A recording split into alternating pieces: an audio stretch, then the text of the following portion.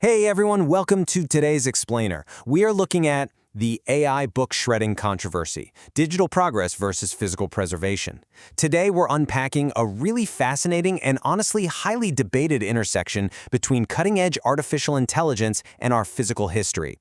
We're going to look at a deeply compelling argument that questions exactly how tech giants are training their algorithms and dive into the massive debate over how we preserve human knowledge. Okay, let's dive into this, because a recent broadcast from commentator Glenn Beck opens with a completely alarming claim that literally grabs your attention right out of the gate. Imagine this, an industrial machine sitting in a massive warehouse. A worker places a book into it, a blade slams down to cut away the spine, the pages just race through a high-speed scanner, and then the book isn't saved. It isn't recycled or donated. It is systematically shredded and purposefully destroyed.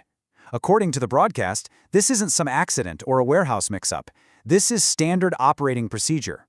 And it's argued this isn't just happening to a handful of books, but potentially millions, as these companies race to feed every last piece of human knowledge into digital machines. And that brings us right to the specific company at the center of Beck's critique, Anthropic. They're one of the largest artificial intelligence companies on the planet. According to the source material, Anthropic launched an initiative internally known as Project Panama. The reported goal of this project is incredibly straightforward, but as it's described, pretty ruthless. The plan acquires many books globally as humanly possible, scan them to feed the massive data scarcity problem you get when training large AI systems, and then destroy the original physical copies. The sheer mechanical efficiency of this process is what's generating massive outrage from the speaker. The process basically goes like this. Step 1, buy in bulk from wholesalers or rare bookstores. Step 2, scan the pages. And Step 3, shred the original. The outrage really stems from the fact that these industrial machines doing the scanning and shredding, they can't tell the difference between a mass-produced paperback and a super rare out-of-print classic. The speaker points out that in some cases, the books being permanently destroyed are incredibly rare, sometimes literally the last remaining known copy left in the world. They aren't going to recycling plants or historians. They are being completely wiped off the map.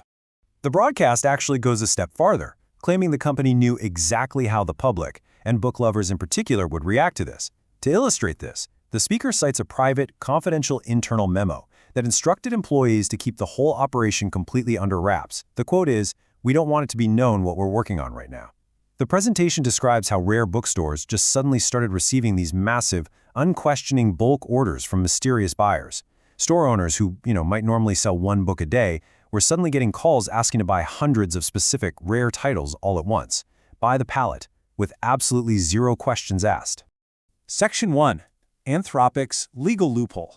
Now, this naturally leads us to a massive question. Why wouldn't a company just scan the book and then, donate the physical copy to a library or a school? Why go through all the effort of shredding it? Well, this brilliantly illustrates the exact legal rationale at play here. When this practice eventually made its way to court, this fascinating legal loophole emerged. Basically, if a company buys one physical book, scans it to create a digital file, and then keeps the physical book, well, now they have two copies. Side A here shows that legally the court ruled this constitutes creating an unauthorized duplicate, which is piracy.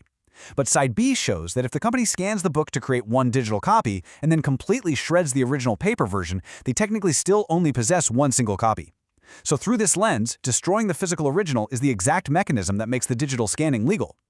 So the crucial point here is the tragic irony outlined by our source. To legally preserve and use the knowledge digitally to train these advanced AI systems, the physical piece of history must be actively wiped out. The total destruction of the original paper copy is the precise legal argument that permits the digital scanning. The destruction isn't a glitch, it's the fundamental legal requirement protecting tech companies from copyright lawsuits. Section 2. Losing the historical referee. This moves us right from the legal mechanics into the true philosophical core of the argument, the deep, systemic danger of transitioning entirely to digital records at the absolute expense of physical ones. The speaker states this so passionately. They say a book is a witness, the original is the referee. The central thesis here is that a physical book is far more than just ink on a page. It's a permanent record of a specific moment in time. Once a book leaves the printing press, it can't quietly change overnight. Nobody can remotely update Chapter 5 while you're fast asleep. It remains exactly as it was printed, forever acting as a historical witness. Let's break down the contrast made between these two mediums. A physical book is permanent. It's unchangeable. A digital file, on the other hand, is inherently fluid. It can be edited, updated, altered with a few keystrokes. The concern highlighted here is that the true danger pops up when you destroy the physical original.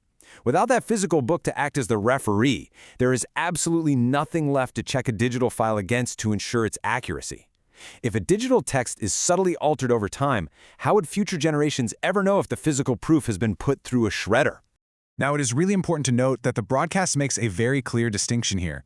The speaker isn't explicitly accusing AI engineers at companies like Anthropic of waking up today with malicious intentions to rewrite history or purposefully erase civilization. No, rather the speaker is warning about the dangerous systemic consequences this legal loophole creates for our future. The warning is that systems create consequences far beyond the intentions of the people who originally build them. The source warns that if the original is destroyed, eventually somebody else gets to decide what the score was, and no one will have the physical evidence to challenge them. Section 3. The Tyndale Bible Precedent. Let's move to and see how this builds, because there's a really powerful historical anchor that proves this concern over the control of physical books isn't just modern-day paranoia. History shows us exactly what happens when powerful entities try to control the availability of information. The speaker takes us all the way back to 1526, introducing us to an English scholar named William Tyndale. Tyndale committed what authorities at the time considered an unspeakable crime. He translated the New Testament of the Bible into English, so ordinary people could read it for themselves. The ruling powers realized, hey, if people can read the text directly, they can no longer be controlled by the people dictating what the text supposedly says. So the Bishop of London came up with a pretty clever plan. Instead of raiding the printers, he used a middleman to go into the markets and legally buy up every single copy of Tyndale's Bible they could find. He paid top dollar, solely so he could burn them and remove them from circulation. Out of an initial printing of 3,000 first edition Tyndale Bibles, only 3 copies survive today. Just 3. We literally only remember Tyndale's work because a few brave, ordinary people defied the authorities, hid their books, and just refused to let the last physical copies disappear.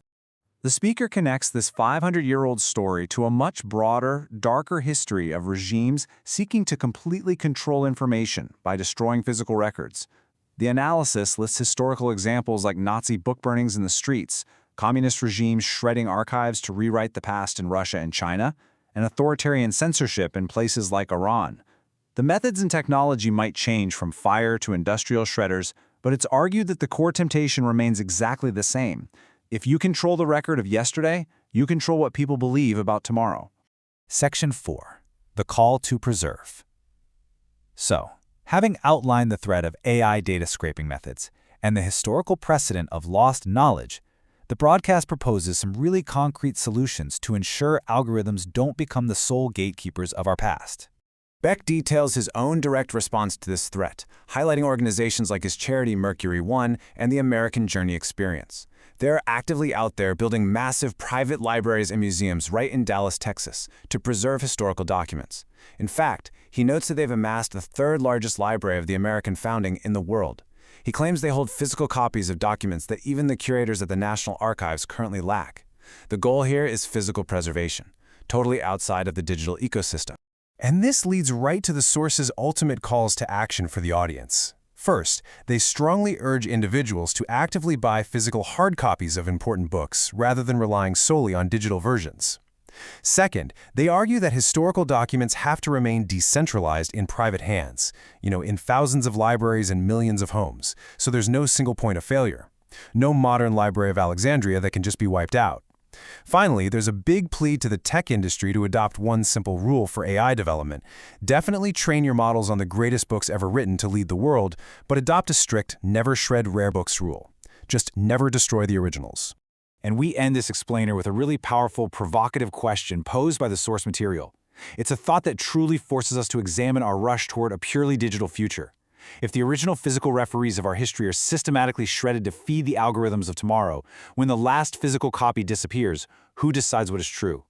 It is a heavy, heavy question about the fragility of truth in the digital age, and for sure, one that is absolutely worth pondering.